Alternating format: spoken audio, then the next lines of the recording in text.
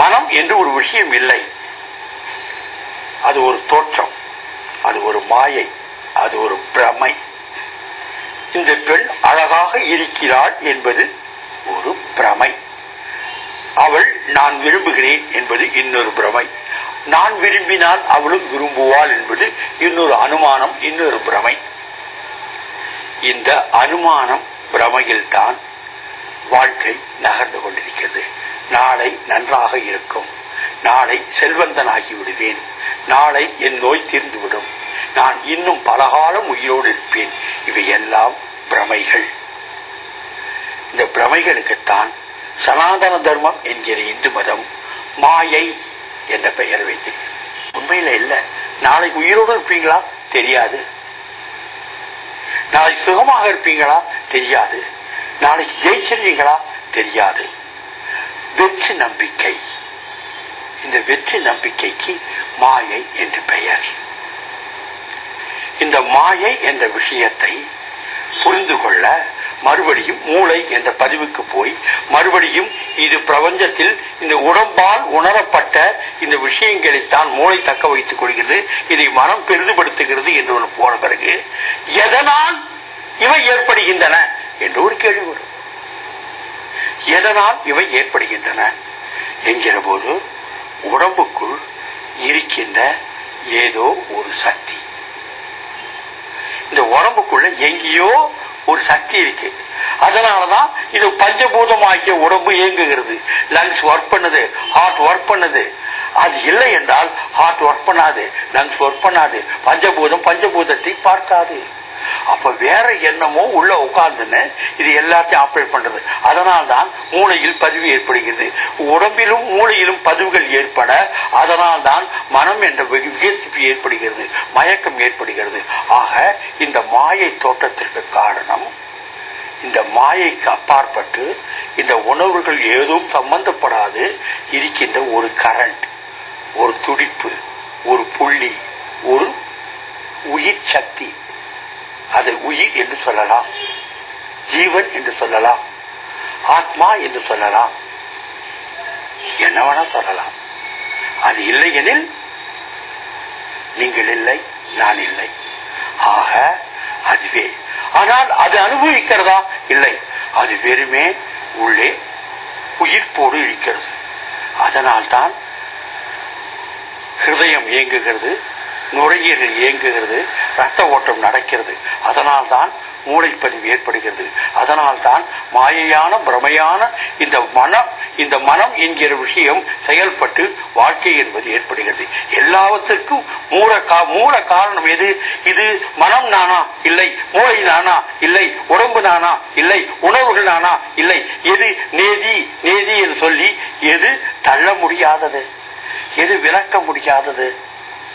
அங்கிற்கு உள்ள பெரியவர்கள் என்ன சொல்லி இருக்கிறார்கள் என்றால், மார்பு குழிக்கு ஒரு விரல் நுனி தள்ளி வலப்பக்கம், இடப்பக்கம் ஹிருதய கோஷம், மார்பு குழிக்கு ஒரு விரல் நுனி தள்ளி இடப்பக்கம் இந்த ஜீவா, ஆத்மா, உயிர், பிராணன், ஸ்பிரிட் இருக்கு.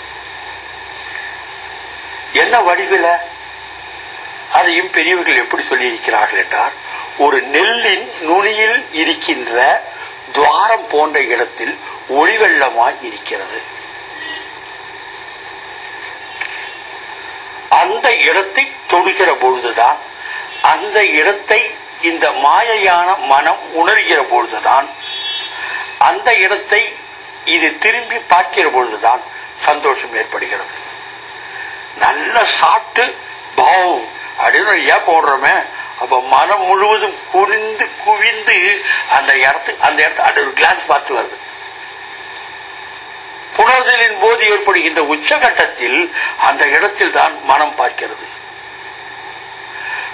வேத்து வழியுது, வெப்பம், திடீர்னு ஒரு குளிர்ந்த காற்று அடிக்கிறது, ஒரு டம்ளர் தண்ணி எடுத்து குடிக்கிறோம், அப்பா தாகம் தீர்ந்தது என்று சொல்லிக்கிற போது மனம் ஒருமுகப்பட்டு,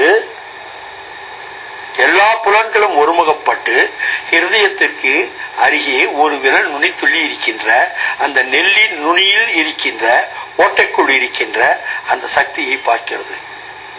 ஆக சந்தோஷம் என்பது சாப்பாட்டுல இல்ல, குடிக்கிற தண்ணியில இல்ல, குளிர் காற்றுல இல்ல, பெண்ணிடம் இல்லை. எப்போது மனம் குவிந்து அந்த இடத்தை, அந்த உயிரிடத்தை, அந்த ஜீவனிடத்தை, அந்த ஆத்மா என்கிற இடத்தை பார்க்கிறதோ அப்பொழுது ஏற்படுகின்ற நிறைவு, புலகாங்கிதம், சந்தோஷம், பரமானந்தம். அதான் அப்படி தொட்டுட்டு வருகிற போது சந்தோஷம். நாம என்ன நினைச்சுக்கிறோம், அட இது சாப்பாட்டுனால வந்த சந்தோஷம், இது குளிர்ந்த தண்ணியினால வந்த சந்தோஷம், இந்த அழகிய பெண்ணால் ஏற்பட்ட சந்தோஷம், இது கர்வத்தால் ஏற்பட்ட சந்தோஷம் என்று வச்சு குடிக்கிறோம். இல்லை, மனம் குவிந்தாங்க. ஆக அங்கேயே பார்க்க தெரிஞ்சிருச்சுன்னா சந்தோஷம் தானே உங்களுக்கு வேலை.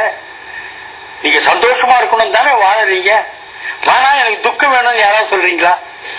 ஆக சந்தோஷம் வேண்டும் என்றால் குளிர் காற்றோ, குளிர்ந்த நீரோ, உண்ணும் உணவோ, உறங்கும் படுக்கையோ, பெண்ணோ, பணமோ அல்ல. மனம் குவிந்து உங்களை, உங்களுடைய ஆத்மாவை பார்ப்பது.